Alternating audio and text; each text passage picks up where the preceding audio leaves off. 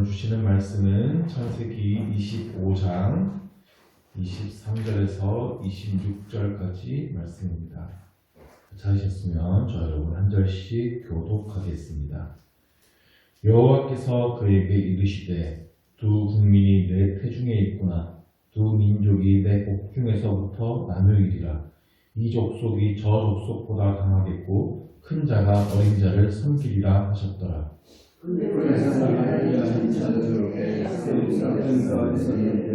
먼저 나온 자는 붉고 전신이 터럭 같아서 이름을 에서라 하였고,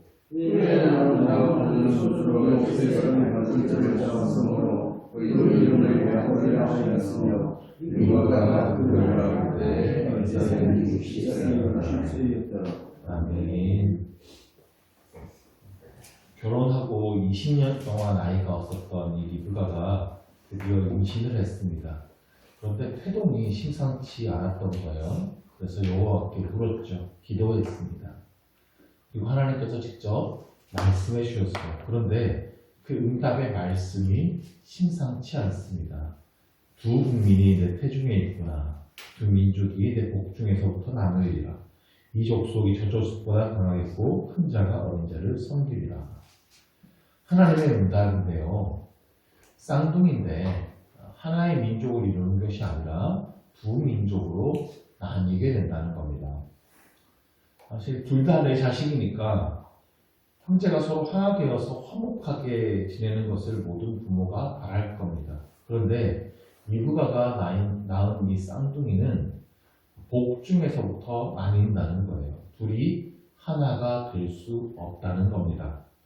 그래서 뱃속에서부터 지금 싸우고 있습니다.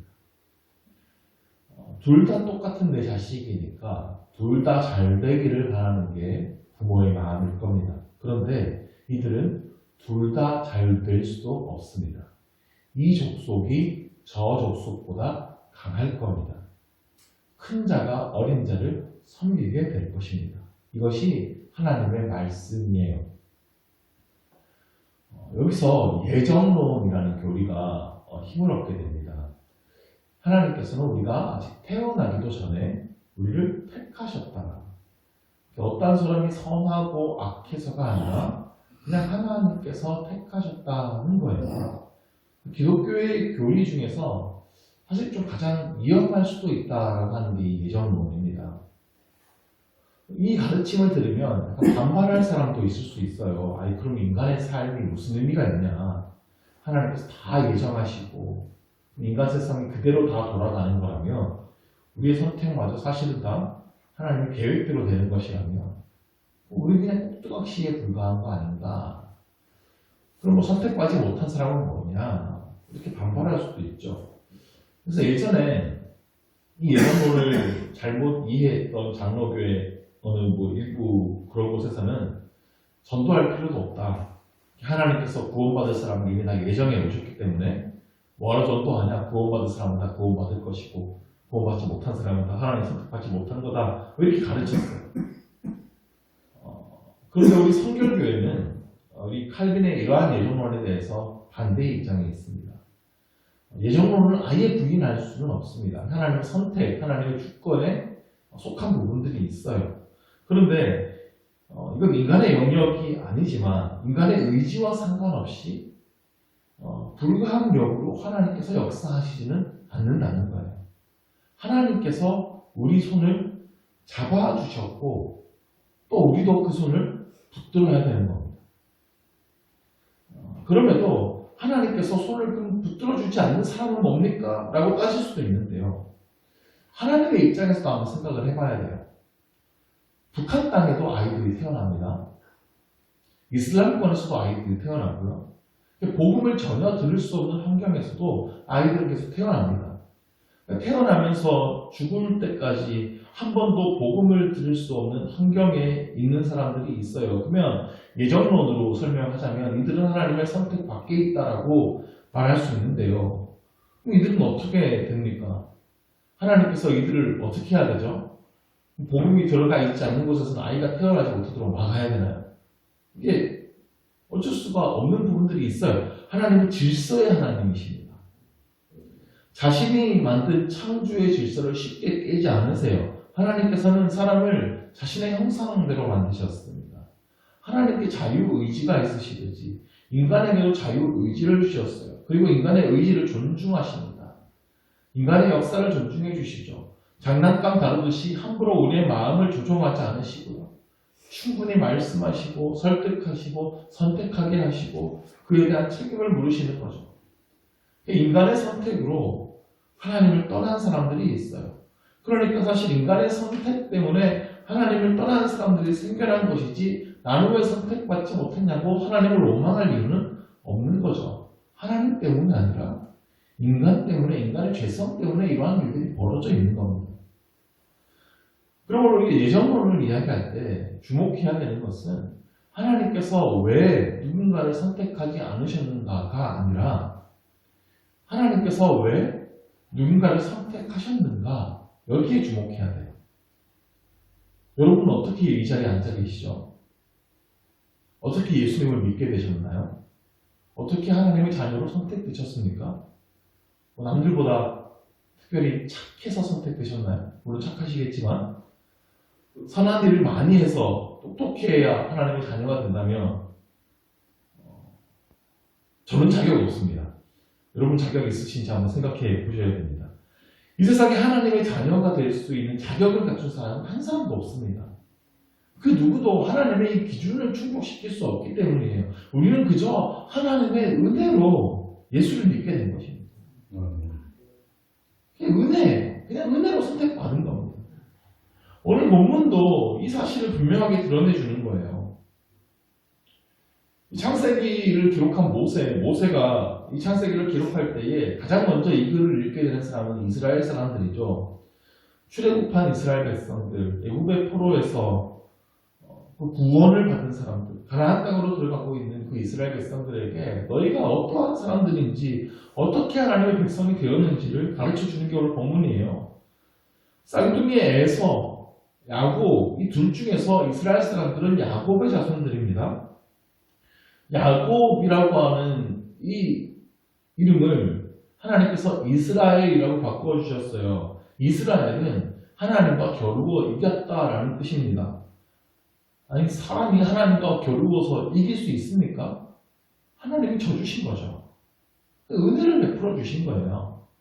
근데 야곱이 그럴 만한 자격이 있어서 이렇게 이름이 바뀌어지는, 신분이 바뀌는 은혜를 받았나요?